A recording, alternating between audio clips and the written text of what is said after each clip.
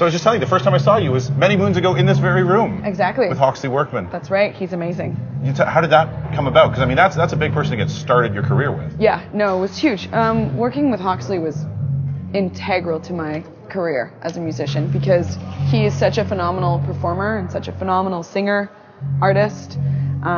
He heard me on CBC Radio, and him and my now manager got in touch with the radio station and brought me out to Toronto. I was 19, and I was super excited, super starstruck. I'm like, oh my God, what's happening? And yeah, I became one of his biggest fans musically and learned so much of what I know now about performing from him because we got to tour with each other all of the time, and he's one of the best live Do you do the performers. big dinosaur steps that he does? No, I left the You left that for him. Well, yeah, for sure. I didn't do any copying necessarily, but You took stuff and worked with it. Worked with it. Well, this record kind of reminds me of a Hawksley record, only in the sense that it spans everything. Like, you're just throwing everything out there. It's great. Yeah. It's like a gospel tune, that little short one at the end. Yeah. There's obviously the big hit song, Stompa. Hey. And maybe we'll start there, because Sure. where did that, like, I mean, I know it means stomp your feet, or Yeah. stomp, but to make a word up. Yeah. That's cool. That is cool. I never thought about that. I did. I made a Where word up. did it come from? Why stomp? That was the first. That was the first song that we wrote for this entire record. That was the first one, and it was the first writing session that I had had with Jared Batiste, who ended up producing half of this record. Mm-hmm. And when I came in with a guitar riff, where I just had the guitar riff, and then he did the drums and he put it on there, I started singing. Stompa came because I make sounds when I'm singing. Like, I make noises that aren't words. And I know a lot of musicians do this. Mm-hmm, sure. Where they just start singing and then they'll the sounds will come out and you'll be like, what was I saying? And you'll play back the recording, you're like, what? And Stompa, it just sounded right. Like, it was like, okay, so I'm like, this song makes me want to get up out of my seat. Like, I was listening to it and I was like, gotta get up. It just happened right there. Did you have that dirty guitar sound when on that demo? No. When you were writing? Where did that come from? Yeah, well, the dirty guitar sound came from Jared. Okay. Yeah, it was pretty phenomenal sound. But I just wrote it on my acoustic guitar. See, I heard this record was written less on guitar than ever before. It was. Is that true? Okay. Yeah, so that tune was written on guitar, but a lot of the other stuff wasn't, I guess. Well, the thing is, I would write lines, but I wouldn't sit down and write an entire song while I'm playing guitar. So I would write like a riff, record it, and then I would start singing without a guitar, which I think is what changed this entire record from the other stuff that I've done before. Because I'd always write with a guitar in my hands. Mm-hmm.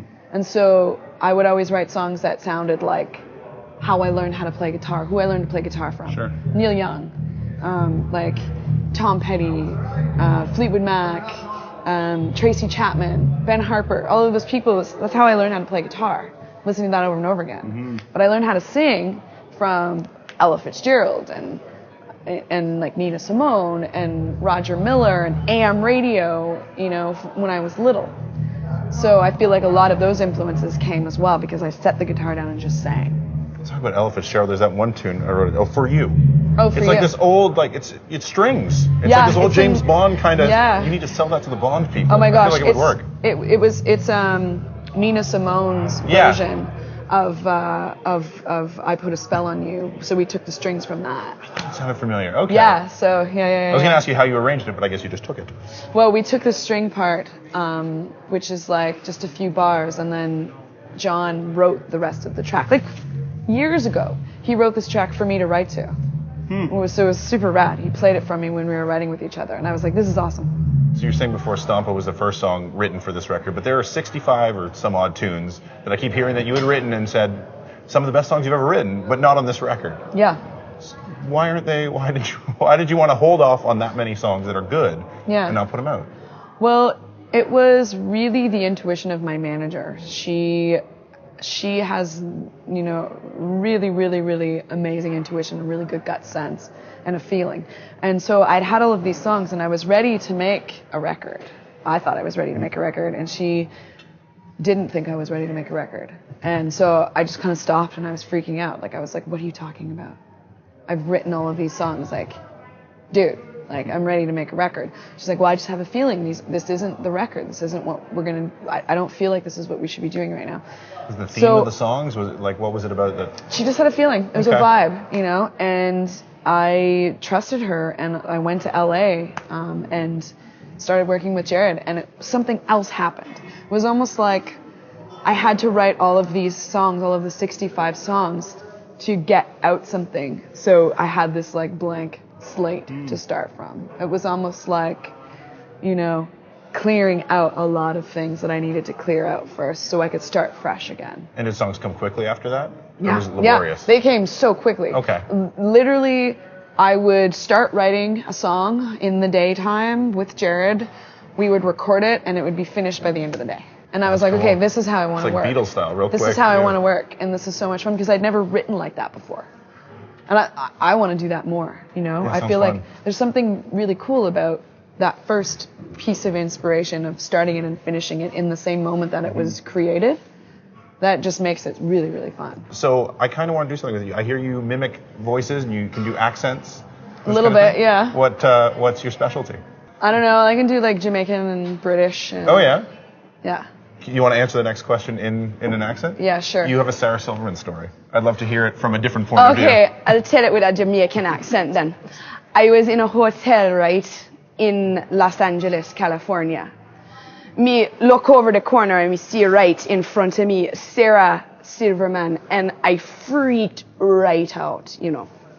I look at her, I love her. Oh, you make me laugh so much, you know. I walk right up and I say, you make me laugh, I love you. And she kind of gives me a weird, strange look, but I run back to me room, grab me CD, say, I got some music for you, Sarah.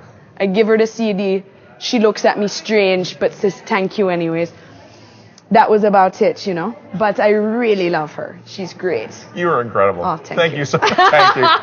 Thank you so much for doing that. You're welcome. That was amazing. That was a little uncomfortable for me, but you're welcome. You're Did you ever hear from her after that, or did I never heard from her. No, but maybe I should have waited for this record to come out. for the big hit song? Yeah, just, you know. Where does it sit in a set? Like, now that you have this massive single, like, where do you play that live? Do you start it? Do you throw it in the middle? Like, I switch it around a little bit. Okay. But I usually like to keep it near the end because it's really cool, you know, to have that explosion at the end. It's really fun. speaking of explosions at the end, 5 quick questions, Yeah. one-word answers. Okay. Road or studio? Studio. Lennon or McCartney? McCartney. When you hear a song, what usually hits you first? Lyrics, melody, or rhythm? Melody. This one might take you a second. Song you've written you're most proud of? Stampa. Oh, cool. And it was one word. Not always one word. In one word, Serena Ryder. Love. Oh, that's a good one. Thank you so much. I didn't even think about what I was saying. I actually preferred Lennon. And I also, what did you say was the first one? Road or studio? Road right now. So it was pretty funny.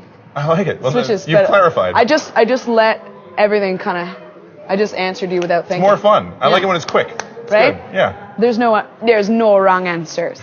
You're awesome. Serena Ryder. Thank you. You're welcome. Amazing. Thanks.